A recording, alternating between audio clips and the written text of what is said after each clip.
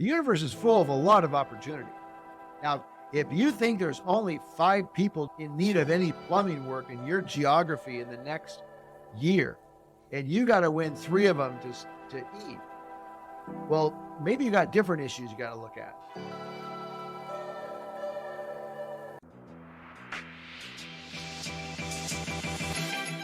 Less stress, more time, more money. Welcome to the Cash Flow Contractor. Interview. Khalil. Yes, Martin. You usually talk first. I do. This time I'm going to. Go ahead. I see that the Norman North soccer girls are in the, whatever you call it, tournament. They are. How about you? And we are not. Yeah, we got jinxed, Martin. We had an episode on imposter syndrome, and you started, building me up as this great coach. And the next game, I was like, maybe you're right. Next game we go out and lose. So thanks, Martin. Sorry about that. We had a great season, great team, but like anything in life, if you take it for granted, it can just disappear. And I think our guys, after a state championship win last year, just maybe overlooked things a little bit. But speaking of overlooking things, there's a lot of things that business owners overlook. And I think we're going to talk about that today with our guest, Tim Burke. Maybe. Tim, how are you? I'm great. Yeah. Good morning, Khalil. Good morning, Martin. Yeah, we appreciate having you on. Tim. Martin, you've been wanting to have Tim on for a while, and really fascinating stories that I get to hear from you about his philosophy on things, and so excited for our listeners to hear some of that as well. I know, Martin, you wanted to start out with some questions on just Tim's background and how he got into entrepreneurship, and it's probably been a while since he's done this, but you used to mow lawns, Tim? Yeah, I started out grade school and high school mowing lawns on my grandparents' street, and it actually became pretty lucrative. I didn't realize it when I started it, but people kept asking me, and you'll hear that theme often from me about the idea of people asking me for help. So as I cut my grandparents' lawn, and other people, elderly people on their street needed help, and they would ask me to stop and ask me if I could cut their lawn, hedge their lawns, and grew into a nice little business throughout high school. So it was great. Why is that so important, Tim, that people are needing help? Why is that such an important aspect of doing business, finding people that actually need help? Well, from what we found over the years, and what I even found back in my high school days cutting lawns, is that some people, and many people, especially I'm in the technology field, and a lot of the people in the technology field are what I refer to as do-it-yourselfers.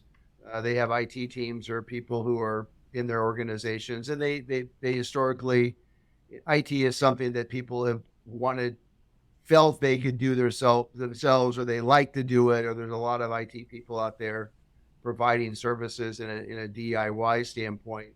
And what we've learned is you just have to be cognizant of that with your clients, and work with them where they need help. And so rather than going in and saying, hey, here's all my whiz-bang things you should buy and things I've thought of that you should buy and you should need, we've just worked with our clients and asked them, well, how can we help you, and what do you need? And we found that has been a much better approach versus going in and selling something to somebody. Yeah. And actually, I can probably a couple of hands. I finally learned the idea that when I dreamt up whatever the greatest next best thing was that my customers should be interested in, I always felt that my customers would kind of pat me on the head and say, well, that's nice, Tim, but here's what I need. And I thought, there's a theme here. So I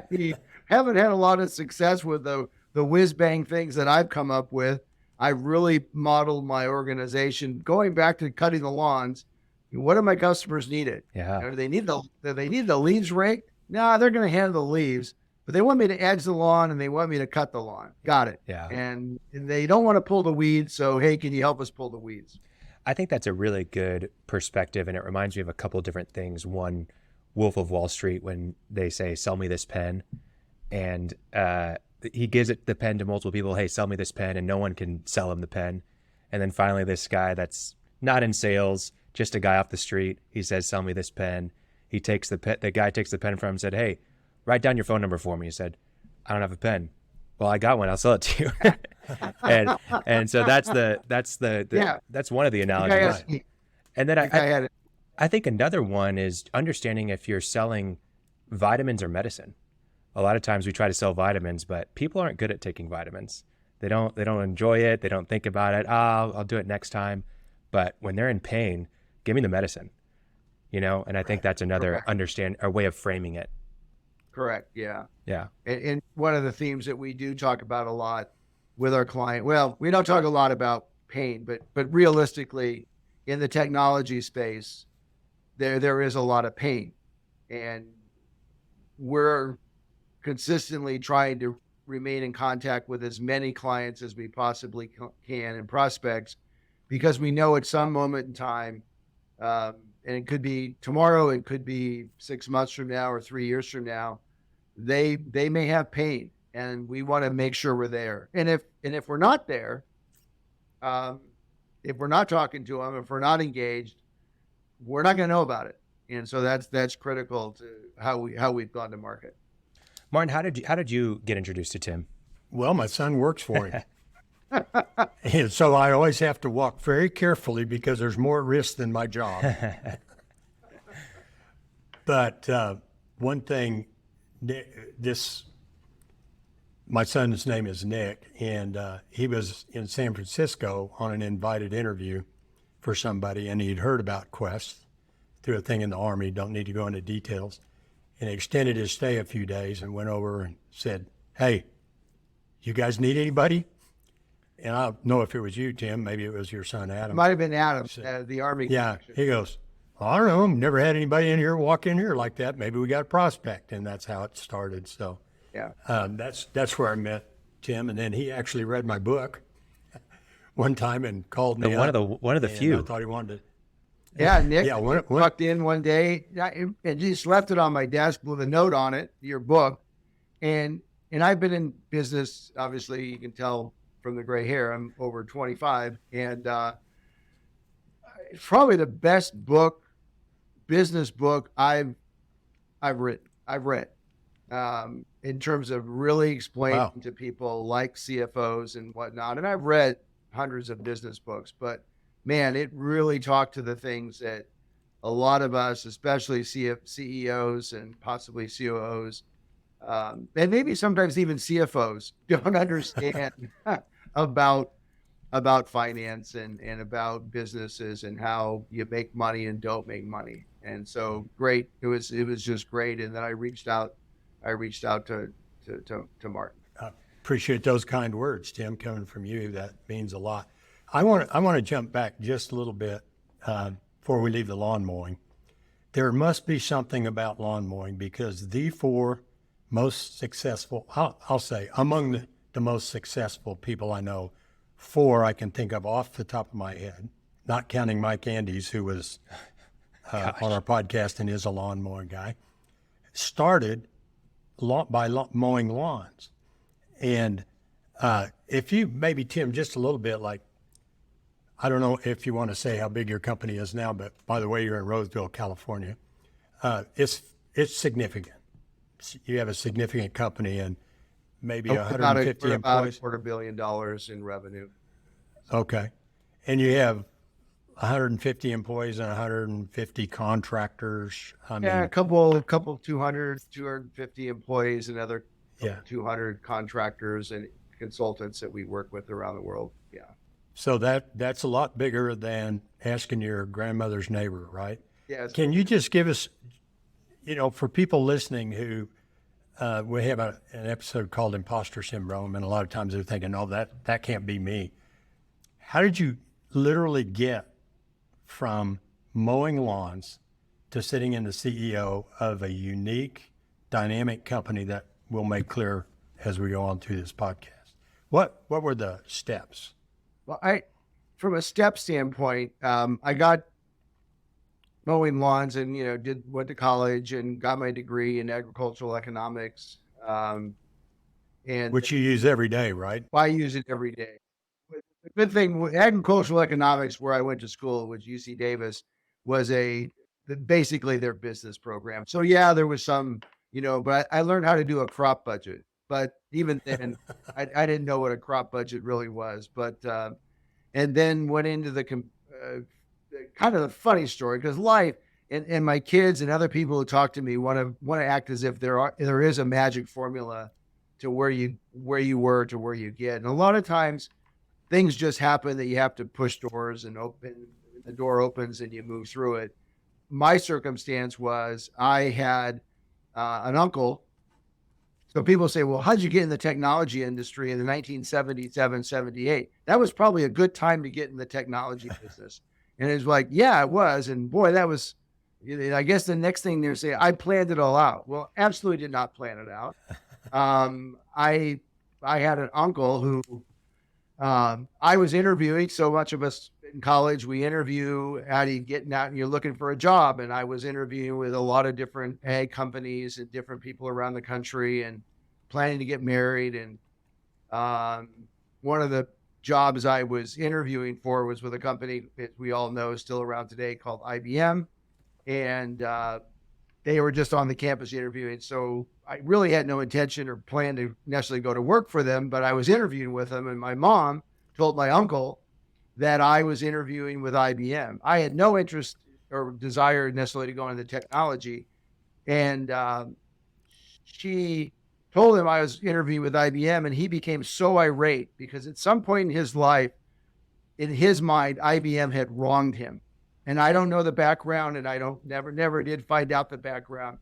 But his comment to my mom was, he will never go to work for IBM if I had anything to do about it. And so he called another mainframe company, a competitor of IBM, and it was somebody, and he said, you need to hire my nephew.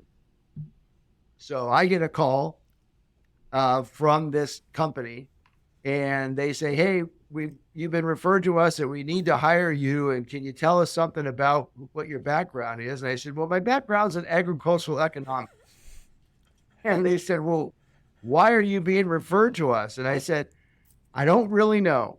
And anyway, so I ended up going to work for that company and spending a number of years there, learning technology, becoming an SE, going into sales, going into management, and then decided, again, not a great plan, but my next position within that company was going to move me to the East Coast. And my wife, again, said, no, that's not happening. So what are we going to do? And we decided to start our own business. And we started the business and started out of our garage, started calling customers, selling computer supplies. And computer supplies, back for those of a lot of younger people don't even know what a computer supply is. Things like diskettes and round reel tape and disk packs and printer ribbons. And believe it or not, people, that was high level technology at the time.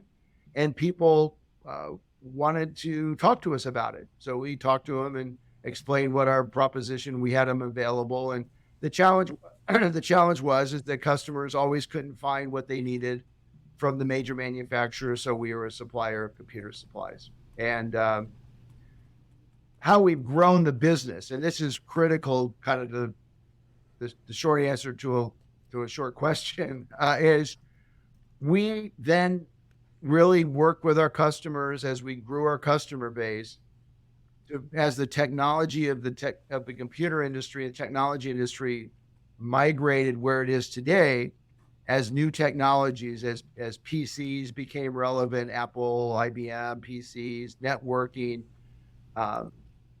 wide area networks, application development, all the things that we do today are really just outgrowths of working with our customers to define with them, well, what do you need help with today? So we really just followed the technology migration of the technology industry. And, whether today it's cloud computing, and unfortunately, cybersecurity, we started in cybersecurity probably 20 years ago. not because I had this great vision, and it wasn't called cybersecurity as an example, but I had a customer that I was sitting in the office of a regional bank, and he had all these stack of what I knew to be security devices from Cisco. I said, well, did we sell you those? He goes, yeah, you sold us those. The Cisco people said we needed it. There's something called the GLB Act that came about in the early 2000s. And we need this from a security standpoint. I said, well, do you know how to make it work? And they said, no, our people really don't know how to make it work. And I said, well, do you know how to keep it working and monitor it and everything? And he said, no, we really don't. Can you help us? And I said, yeah, I think we can. So that was the first part of our, quote, managed services in the cybersecurity world. It wasn't called cybersecurity then, but it was.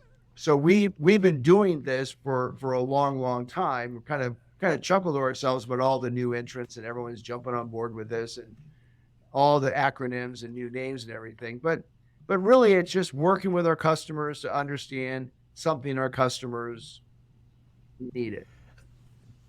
Tim, one other thing I've noticed here, though, and I don't know the answer to this, but when you're sitting at the banker's desk and the banker asked you, do you know how to make this work? And you said, yeah, I think we can. Yeah. Did you know how to make it work while you were sitting there? I wouldn't say I had all the systems in place to make it work, but I knew I had a very, very talented team that could help them make it work. So we did that kind of thing. As I said before, some customers find that they want to just do it themselves and feel they have the talent in their organization to do that. Some realize they don't. And in this case, the banker realized he didn't and asked us if we could help. Well, we'll talk about this more a little bit in the future, but one thing that I know about you from having known you for a while is we may not know completely how to do everything, but we can figure it out. Right, yeah. And the two things that I've heard so far are, one, you kind of say, well, I didn't really do it, I was just lucky. No, you had opportunities and you took them. Correct. Right? You didn't say, oh, I don't know how to do that, I'm scared. You took them. I do find a lot of companies, especially in our industry, that kind of our industry changes. I would say about every 4 to 6 months, if quicker. It used to be 18 months. It used to be 3 years. It's constantly, and a lot of people get stuck where they're at. We've recognized, excuse me, that we just can't get stuck. Because getting stuck in our industry is death, and we just have to move along. And it doesn't mean we abandon what we've done previously. I still sell millions of dollars of product, so that's where we started, selling product. We still sell technology products because customers want to buy them. We have a lot of great customers who need things from us, and we are certainly excited to sell them that product. And if they need that. And but some people will stop at a specific point in time, and they'll find reasons why they can't move forward or whatever. But in our mind, well, you just have to keep moving forward with the technologies that are presented to you. Hmm. And another thing, just real quickly, Cleo, that you're not doing all of that yourself. I know you're very, compared to me, you know a lot about technology, but you don't have to do it all yourself. I mean, of course not at your size, but you've got people that you work with in your company to make these things work. It doesn't have to be Tim. Correct. Yeah, I'm not that technology. What I am, and coming back from my original training in the industry, is I found early on in my career, so I feel it's important to define what you are good at and candidly what you're not good at. Probably more important what you're not good at. I feel what I'm good at is in the technology space is understanding the end users situation and be able to talk.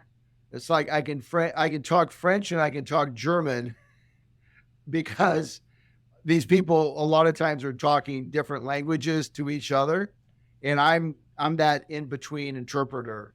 And I've realized that that's probably my biggest strength, is understanding the technology at a pretty deep level, but I'm not the person that's going to do the coding and I'm not sitting at the desk doing the detailed stuff. And at the end user level, I can understand what they're trying to accomplish. So what is the client really trying to accomplish?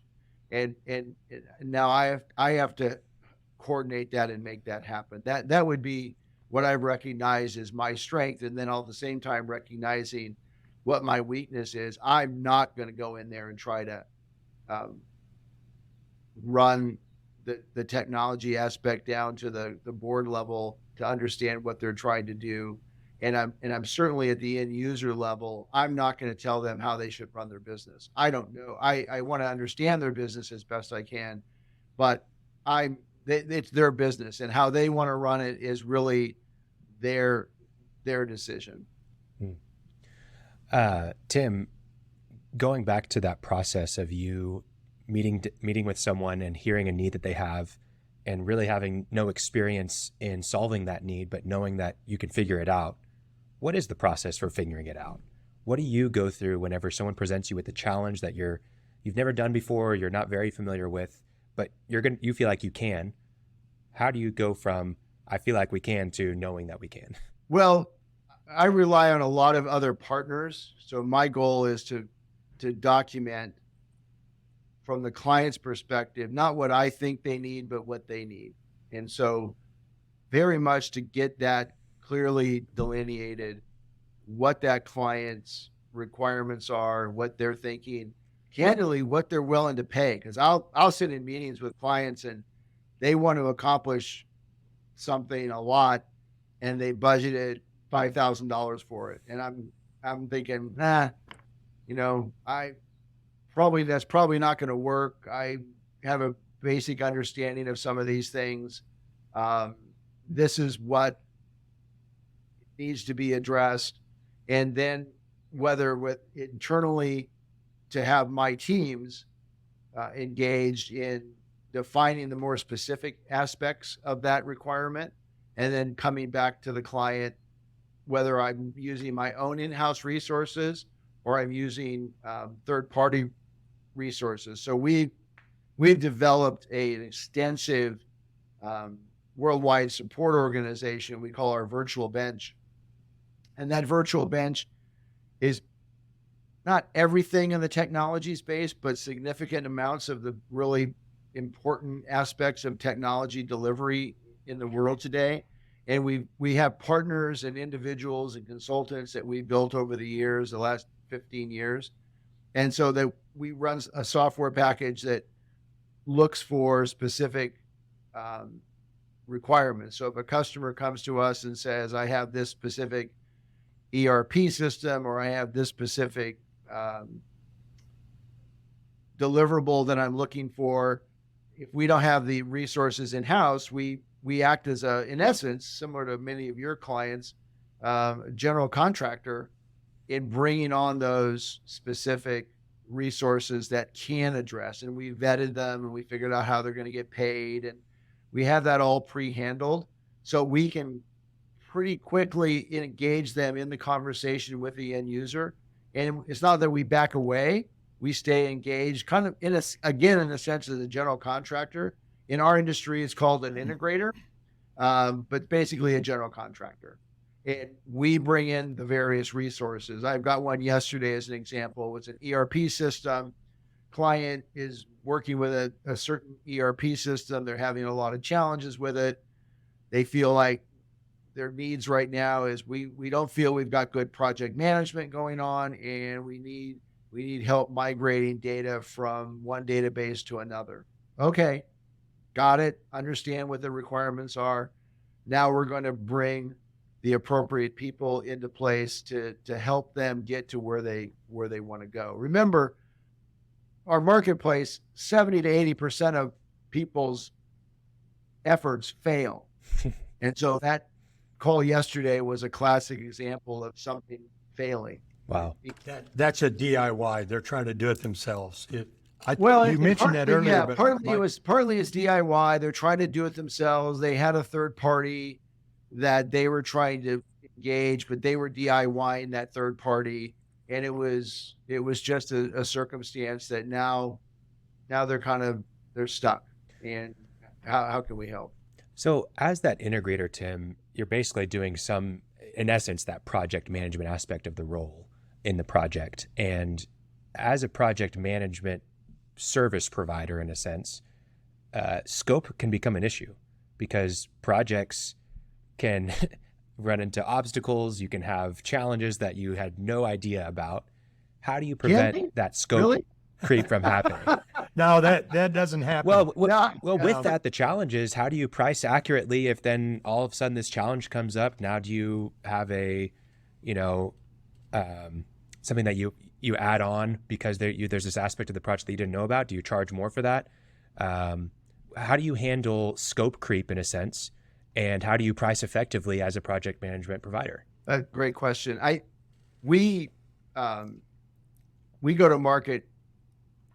We go to market in multiple ways, but 3 ways. One is a letter of engagement. We provide a resource to the client, and that resource has a specific talent set, and they're under the management and control of the client. That's called a letter of engagement, and that's purely T&M and hourly. So that's a client decision.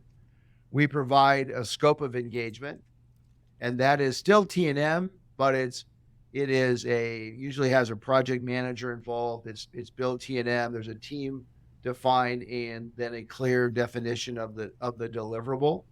And then if there's changes in the deliverable that are discovered throughout the process, then you quickly, and hopefully as quickly as possible, define what that change is. Sometimes you do and sometimes you don't. And then there's what we call a full scope, a SOW, scope of work, and it's a fixed price engagement. Again, not really that different than a scope of engagement, scope of work, but we have to quickly identify when we get involved at the kickoff call, or as we have it, what we call progress of any kind of project, any what you called scope creep. We're moving outside the lanes here, and that's tough for people. So your project managers have to be okay with, I guess the word is confrontation, because sometimes you do get into confrontation. No one ever wants to pay more. Everyone thinks we all were on the same page 3 weeks ago, and now we're not. So I think it starts with a deliverable, a definition in the scope. And we really try to ensure that we are on task with the client in terms of what the deliverable is. The other thing that we do different that we do get pushback a lot on is the customer. We get this in the technology space. Maybe you get it in the construction space. Hey, we want to build this house. What's it going to cost me? Well, let me look at the plans and the design. Oh, we don't need those. We don't need no plans and design. I was just at Home Depot and there's everything you need to build a house at Home Depot. We just build it. So we'll go into a client. We call it a phased approach. We're going to do a phase 1, and we're going to really understand your current circumstances, what you're currently trying to do, and we're going to map out what you're trying to accomplish and mutually have agreement on that. And we'll charge you a fee for that as part of the scope of phase 1. And then phase 1 will define phase 2 or phase 3 and phase 4. And that's worked well for us. We do that specifically a lot of times in our application development area because people have this vague idea of what they would like to see happen, what they want to see happen on the screen or their websites or whatever. But until we really have that defined, and the pushback is, well, Bob's computer over here, they'll just come in and do do everything up front and give me a fixed price after two or a couple of meetings, and we'll have a price, and we'll say, yeah, I'm sure there are. We don't find that to be the best way to do it for both parties. But if that works for you, that works for you. So we're okay walking away.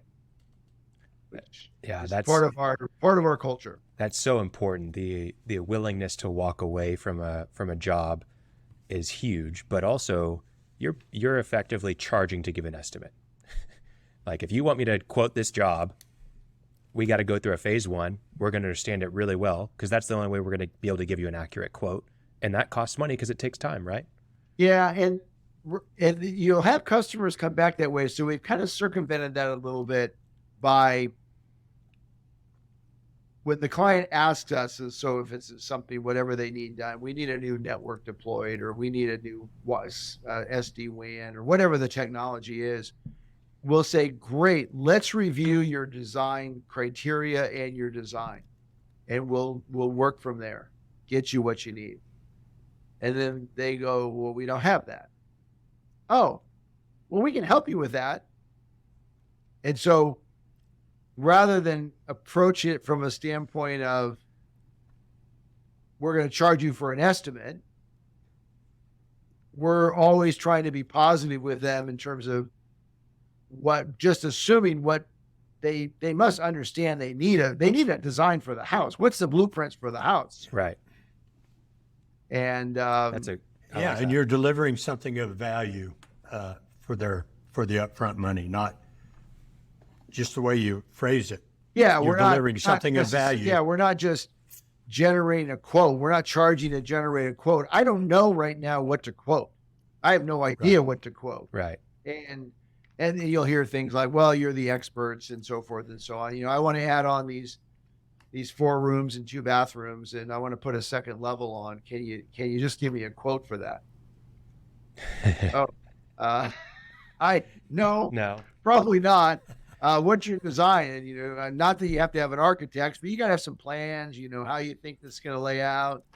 Well, you need to include that. Well, I'm not sure that's you want to go that route. We need to get someone in here, and we can help you with that. We can bring in the experts to help you with that design and make sure it's going to work the way you want it to. Some customers, I had a customer in Texas last week in the construction business. Actually, it's interesting how the construction business, a lot of times we get this from people in the construction business. I said he's going to go out for RFP, because their world is RFPs and RFQs. Yeah. And I said, he goes, we want you to participate. We've heard good things about you guys. We want you to participate. We said, great. Send us your design specs of what you want to see happen and how you see it happening, and we'll get back with you on putting that together. Well, no. We don't have anything. We just want you to quote something. What it's going to cost. Quote Shakespeare. Yeah. And it was like, well, no, that doesn't really make sense. Well, there's other guys who will just quote it. I said, oh, okay. I said, maybe that'll work.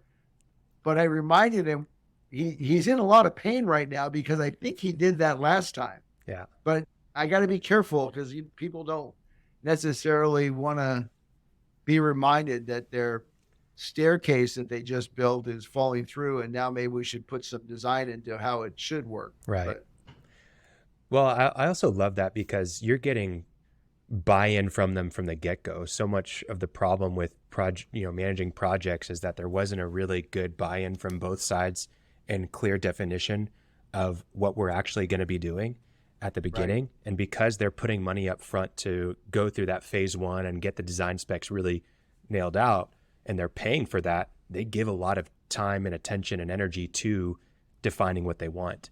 Whereas a lot of times you don't get a clear definition of it, because they don't, they're going to send me what I need or whatever.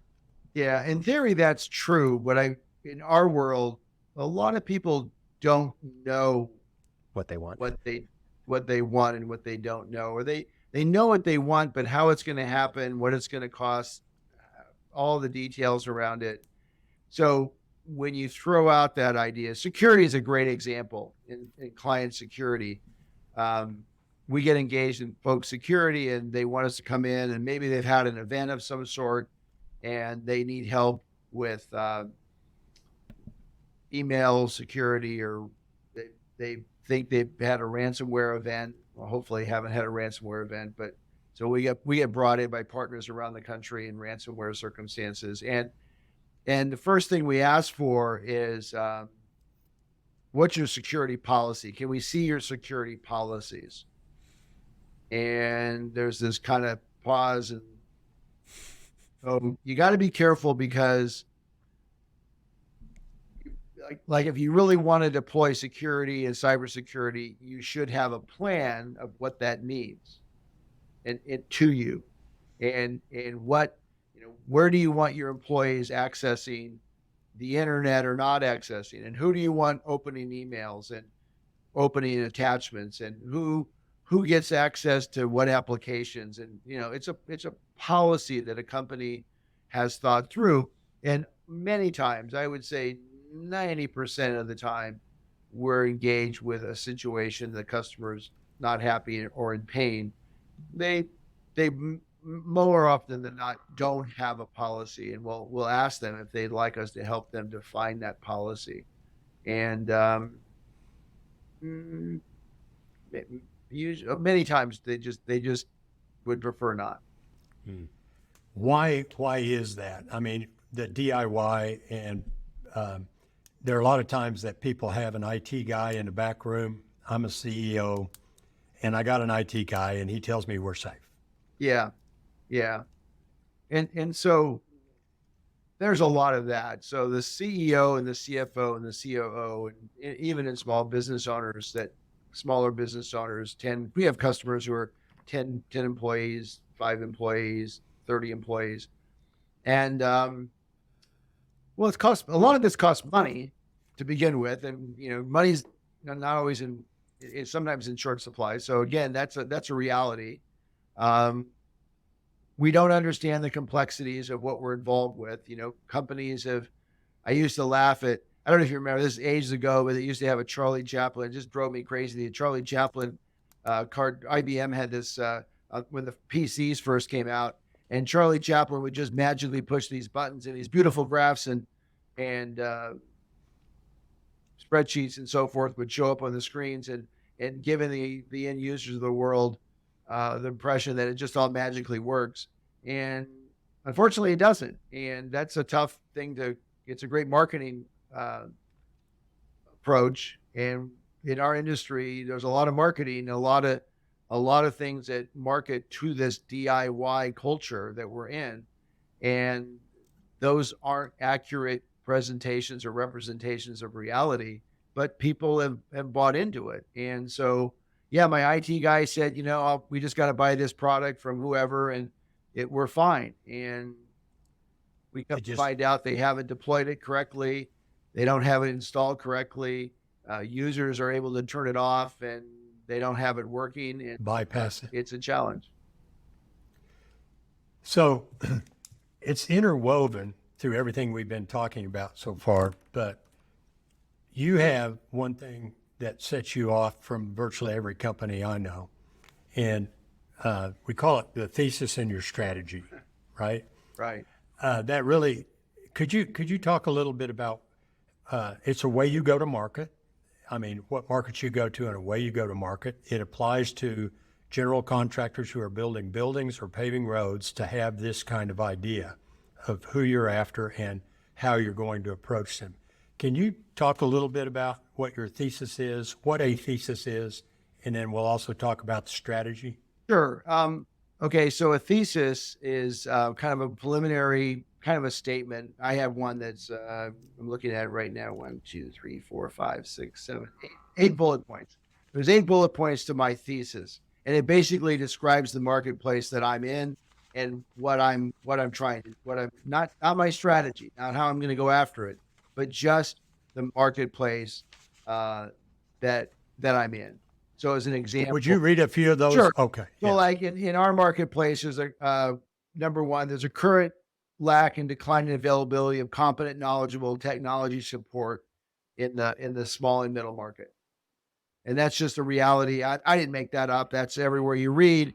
There's just fewer and fewer people who, and the market's becoming very complex. So you got fewer and fewer people available that know what they're doing. And then the complexity is increasing. Oh, that's a problem. 70% of technology projects fail, or 50% or do not reach, intended success. 80% of end users focus are do-it-yourselfers. So, okay, they're gonna remodel the bathroom on their own. They've never done it before, but the guy at Home Depot says it'll all be good. That's the market. That's the thesis that I live in this middle market. And there's significant trouble and pain within the IT market that we service, that pops up and needs help and so forth. So those would be the thesis items that we would understand in terms of where we exist in the marketplace. So I'm not selling to Fortune 500 major aerospace companies. Boeing's not my client. Walmart, well, actually, Walmart is my client now, but that's a different story. But that's not typically my customer. My customer is 5-10 employees to 2,000 employees. It's referred to as the middle market, SMB market, what have you. So within that market, this is our thesis. Everybody can have their own thesis. And then from that point, you move to a strategy. Okay, well, okay, fine. That's all. Those are the things that you believe and how you see the marketplace in terms that you're involved in.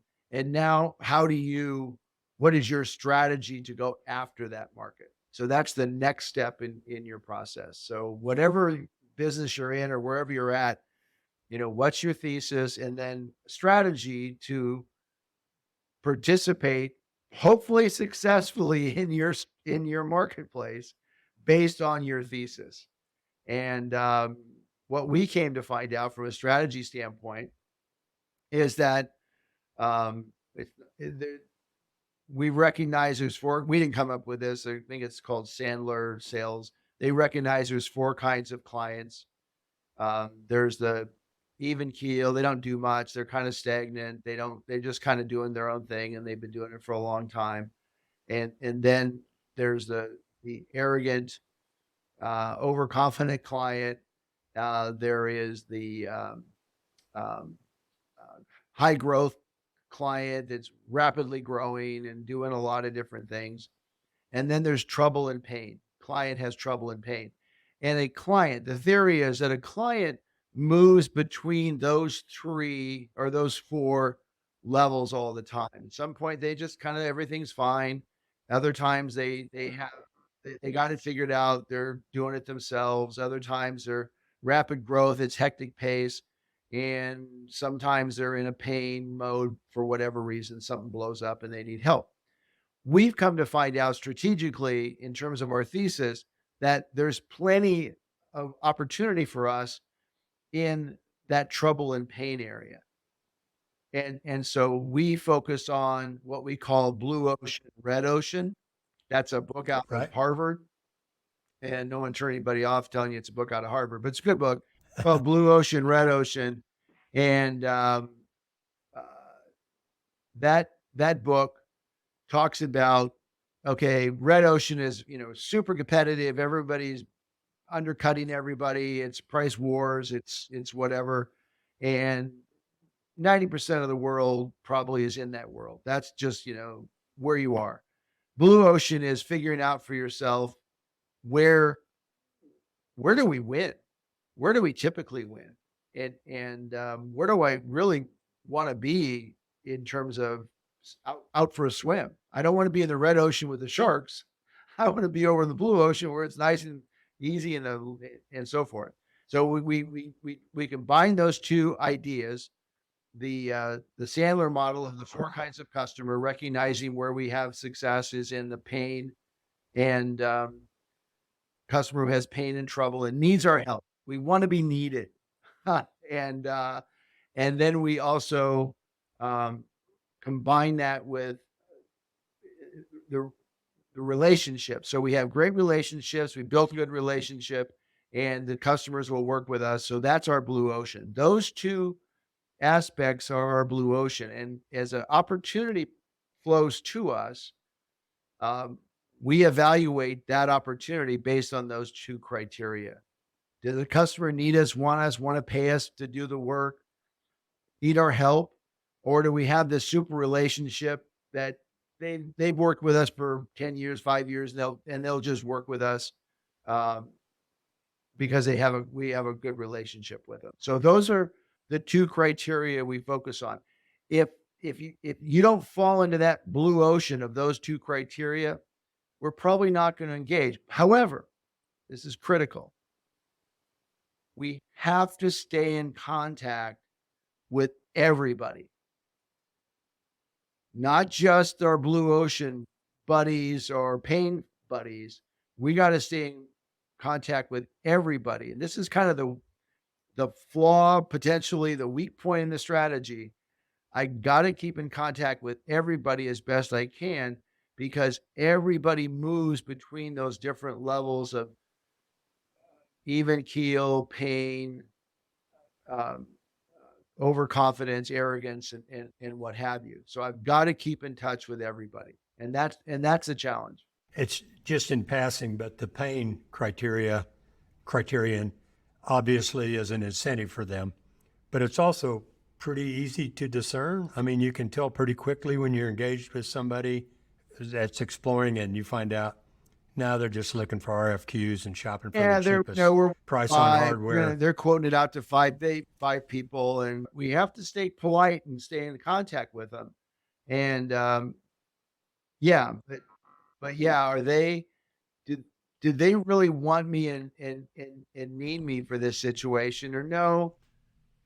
They got, their own internal team, and they're the smartest guys, and they think there's 10 people and it's all about price, and we're going to quote it out and we're going to do an RFQ and so forth. And so it just really depends on, it's pretty easy from a criteria. So either you've got the relationship. Yeah, they need help with application development. We did some projects for them. We've done successful projects for them before, and they need some help in application development or some other area, and we're going to provide that. Or they're in some sort of trouble or pain, and something's not working, like the example I gave earlier about the ERP system or the QuickBooks system. Something's not functioning right, and we need some help getting it cleaned up. Can you help us? The folks who work with you, meaning your internal folks. One thing you said it earlier, there are 300 million targets out there for you. 350,000. Right? 350,000. Oh, yeah, 300 million. Yeah, that's a population. 350,000. A little bit of the idea, do you have to convince your people? Do they have to learn that it's okay? This is, salesmen want to make a sale, I presume. That, hey, no, let's be polite, build your CRM with these people that we ever send them Christmas cards or whatever you do, but I'm looking for the pain point and move on. And I presume that's hard sometimes for salespeople. Engineers, it's hard for everybody because our culture is a red ocean culture, and so if they've come from a different background, and that background may have been and they were successful in the red ocean. So don't get me wrong. There's a lot of successful companies who are out there in the red ocean. And so they've been in that red ocean. So they bring that with them. And now you've got to, deprogram them from the idea of red ocean. Now, if someone comes to me, when Nick came to me as an example from his background, he had some background in the technical space, but he hadn't really been inculcated in the idea of this is the only way to do it. And so he was able to move fluid into our strategy. Or people that I hire from college, they haven't done anything in necessarily in the world and in that regard, and they're they come on board. And my daughter came to me after she graduated from college and worked for us in a sales capacity. And she would hear people talking about why we should go after RFPs and red ocean stuff, and she would just shake her head like, why do they want to be there? And because she had never experienced that. She had never experienced to know that, well, that's just what you do in a lot of cultures and a lot of organizations. So it differs. Well, it's really apparent that you have a firm and clear grasp of your identity as a business, even as a business owner. And you really do not let that be shaken by, the opportunities that are out there. And you understand that you have to control who you are and what you do. And you do that by finding people that need you, not by needing other people. And as soon as you start needing other people, your identity gets shifted and you don't really know what you're doing and you're at the mercy of the client. And that's not really a great place to be whenever you're running a business. So I really love how firm of a grasp you have on that. And I think that's something that listeners can take away is be clear about who you are and what you do and how you do it. One thing I want to throw in here too is I know we have people listening and they're thinking, I'm a contractor. I work with RFQs. I mean, municipalities, met one yesterday. But there are still jobs out there that work for you and jobs that don't. And you have to know the difference and have the discipline to say, I'm taking the ones that do work for me, not the ones that suck up my capacity and don't allow me to make money. So yeah, we do RFPs, because I actually had this on my sales call on Monday. We do RFPs and RFQs, and I had to reiterate it. We acquired some companies recently, and I was hearing, Quest doesn't do RFPs and RFQs. No, we do RFPs and RFQs, but why are we here and how do we win? And what's the circumstances of our engagement? What's our pre-RFQ, RFP participation with the client? What's our relationship with the client? All of those things from a understanding perspective are critical that oftentimes people don't have answers to. They don't know or they haven't been engaged. Well, yeah, if I haven't been engaged and there's I'm a contractor and some developers out for RFQ and I've not worked with them and everything else about relationships, and I just all of a sudden get something landed on my desk or I pull it off a website to quote on it, boy, the probability is going to be pretty hard to win that. Very, very, minute possibility. So we'll do RFQs and RFPs because maybe our customers or clients have to do those, but we've been engaged in conversations with them. We know what they're looking for. We understand it's not a lock that we're going to win, but we understand what they're looking for in terms of us potentially winning. And a lot of times people don't know that. One thing Nick had told me that he got it from you, and I just like the way he said it, but in your discussions with people, perhaps new ones or second conversation, I'm a sales guy, but we are at least equals. I am not subordinate because you're the customer and I'm the sales guy. We need each other and I need you, but maybe you need me a little more, right? That's a mindset. Correct. That we are at least equal and maybe you need us a little more than we need you. And yeah, that same for contractors. City is putting out the RFQ, but they need the contractors to do it, right? Right. And I sometimes people will say, "Oh, that's pretty arrogant," but I don't mean it to be arrogant. I just mean it to be. I'm providing a service. I'm providing a capability. I've been doing it a long time. I've gone from cutting lawns to $250 million in revenue. I'm kind of in this space and I understand this space. So let's deal with each other from a respectful perspective. There you go. And if that's not the case, I'm not sure I really would like to be here. And right. And the other key part of that, which is really critical, is that I have to believe that the universe, I don't want to get real metaphysical here, but the universe is full of a lot of opportunity. Now, if you think there's only 5 people doing in need of any plumbing work in your geography in the next year, and you got to win 3 of them to eat. Well, maybe you got different issues you got to look at. But from our perspective, we certainly is not the case in that's the circumstance. We see the universe as hugely opportunities, and they're growing all the time. We just have to be out there engaged with our customers and figuring out how to look for them and understand how to cultivate those opportunities into our organization. Powerful mindset.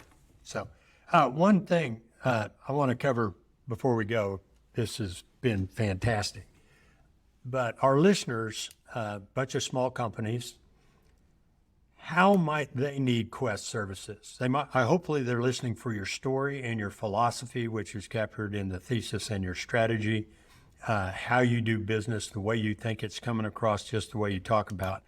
But I'm sitting out here and thinking, well, that was interesting, but I don't need him. I'm just a small company sitting in Oklahoma or sitting in South Dakota. What should small contractors, these 5 to 100 employees or maybe 200 employees, what should they be thinking about and concerned about on IT? On IT? Well, not just IT, but in your services. Yeah. But IT is the way a layman says it. And I think that obviously the everybody's talking about the whole way things are transforming in the IT world, digital transformation, cloud, all these things. And you can kind of get hung up on a lot of big buzzwords and so forth, and whether it applies to you or doesn't apply to you. I think what applies to everyone, and there is a misperception on this, a lot of our clients in the 10 employees to 50 or even to 100, 200 employee range have this perception that I'm not a target as far as a lot of this cyber stuff everyone's reading about. And I want to assure you, you are not a target. What you are is just someone that somebody has put out some automated bots out there that are looking for places to make money. And it's a business. The bad guys is an operational business. It's a very sophisticated business, and they do a great job penetrating companies who think they're not targets. And everybody's a target. So it isn't like, in the sense of your mind maybe thinking, well, why would I be a target? Don't go that way. You are a target only because you exist. And people are going down the street. Think of someone walking down the main street of your town, and they're a criminal, and all they're doing is pushing on the front door and see if you forgot to lock it last night when you left the office. And they push it, and they can open it, and they can come in and they can start ransacking the office and finding out information and data and so forth and so on. And then kind of after they've done that for a week or two, get sucking information out of your organization that they can possibly sell. And on the dark web, they are selling everything today. IDs, credit card information, healthcare information, everything they can find is for sale, and you can buy it on the dark web. Usually the last thing they do is they encrypt all your stuff and say, come back to you, and you don't even know they've been there. And then they'll say to you, hey, in order to allow you to keep operating as a business and have your data, we need $10,000, $50,000, $5 million. We've had all those ranges of people being hit. And it doesn't matter the size of the business. We've had local contractors. We've had bottling companies. We've had everybody and anybody that you can imagine, law offices, accounting firms, that someone just pushed on the door, and they're usually in there for a couple weeks. And then the last piece of their agenda is to hit you for ransomware. And you're not individually a target. Everybody's a target. Yeah, and it's computer programs doing this. It's not a guy sitting in Russia spending his time. People talk about this AI stuff. These bad guys have got AI down to a science. And they're out there just looking for people. And so my strong suggestion is just make sure, and this is where we probably help most customers, a lot of customers today, that your cyber, your defense, is at least adequate. But more important than that, just assume you are going to have an issue. You are going to be compromised. You are going to be held hostage. Okay, so what am I going to do when it happens? So I'm gonna, and you can go buy cyber insurance, and people do, and it's gotten very, very expensive. A lot of questions about things you should have and not have. We've seen rates go up 4 and 5 times that they were even a year ago. But also, what's my resiliency? What do I have data stored away somewhere where no one can get it? So that's a month old or a week old. I don't mean online storage, because your IT guy will say, yeah, we're backing up off online. We're backing up somewhere. No. I mean, you got a copy sitting there that's completely what we call air gapped or immutable or offline, that's sitting there. If the worst happens, I can go back and at least recover everything to a point that I stored it off a month ago or 2 weeks ago or a week ago. And, make sure you have things built up to protect yourself, but make sure you've got something to rely on in the event. Because we've seen companies, they literally go out of business, and it costs them, they just can't recover. Yeah, Nick told me a story of talking to a guy on a Monday, this a couple of years ago, about normal stuff, and on Friday the guy was in tears. Yeah. And I didn't follow it up whether or not you got recovery or not, but he had been ransomware and his whole business is gone. Yeah. Customers can be down where they can never recover. Customers can be down for a week, can be down for 3 weeks. We had one customer down for, not a customer. I can't hear. My customers never have issues. Just not. But we had one engagement that we were brought in by an insurance company, and they were down for a month. Wow. Literally down, couldn't operate for a month. Well, the cybersecurity is one, and another one I think about just because I think about it is a lot of companies have some guy or gal who runs their back end, their computer guy, right? Yeah. That person, intentionally or not, is kind of built a fiefdom. And if something happened to them, the proverbial hit by a truck or they move or something like that, they're really at a loss. How do you handle something like that? Have somebody who backup knowledge, just all kinds Yeah, of. I think where that really comes into, and this has been over the last 5 or 10 years for a lot of clients, one of the challenges is that clients have all sorts of devices providing all sorts of alerts and information. And one of the basic steps is, whoever it is that helps you, just make sure they're up to speed on what you are doing, and have a third party in there that is maybe just monitoring your equipment. So they're watching your firewalls, they're making sure your firewalls are patched, your servers are patched, your desktops are patched.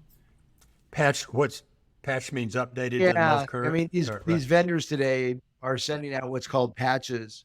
They're just new little things that just keep coming across. Some people don't even see them. They ignore them or aren't aware of them, but they're not kept up on. That's usually the biggest challenge with cyber issues is folks aren't updating their patches on their various devices. And it's just a good idea to have someone in there in a holistic perspective, monitoring your systems, watching them, because your team really can't. There's maybe one person, and it's not like you want to come in and replace that person. That person's probably, very good in the sense of what they do for the client.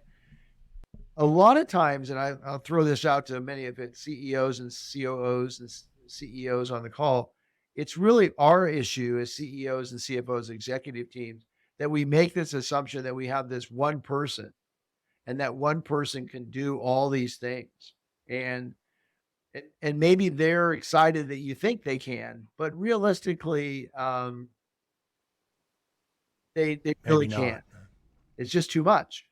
Maybe their specialty is servers, or maybe their specialty is networking, or maybe their specialty is storage, or maybe their specialty is application and keeping your your applications running, your QuickBooks running, or whatever it is that they have. But to say, yeah, they're going to cover all of my IT stuff, that's in today's complex world, that's just not real. And a lot of companies in the space that we work to, the executives have that perception, and it's not fair to that one person or two person situation. Fascinating. Well, we've learned quite a bit about just how to operate at a high level and to go from a different mindset in our businesses, just thinking about the next job, to really thinking about our identity, our thesis, and moving that into a strategy of how to go to market. And even just about the cybersecurity side, really fascinating for our listeners. And there's definitely things that we're overlooking on that side. So I really appreciate the information that you've brought to the table and just the knowledge and background that you shared with us, Tim and Martin. Really glad that we could have him on as well. Tim, if somebody wanted to contact you, how would they do that? And we'll put these in the show notes too. Yeah, my email is Tim_Burke at Questsys, QUESTSYS.com. Our website is at www.questsys.com. Yeah. But yeah, I'm always open for a note, or if I can help anybody, or just get on a call and kind of talk through any items or issues they might be having. I do need to mention that Questsys, that's QUEST. QUESTSYS, yeah. Has an IR button on the homepage, which instant response. It does. And that's like you get hacked and you get the email saying they want $400,000. You go click that button. You can. And then Tim will tell you better pay it. Yeah. And by the way, when these usually happen are Friday afternoons, usually after 2 p.m. Wow. I mean, literally, that the quote, bad guys know when people have stopped watching things. And we get a lot of notifications at that point in time. And we get the call, we get the hit, and then the comment is, yeah, well, I'm going out to the lake right now, so I'll call you on Monday. We might want to get on a call before that, but Yeah. Man. Shows an imperfect understanding of what's going on right now. yeah. Well, Tim, this has been fantastic. Yeah. Thanks for being on the Great. show. Been fun. Thank you. Talk to you next week. Thank you. Take care. Thanks for listening to The Cashflow Contractor. Check out our website in the show notes or visit thecashflowcontractor.com.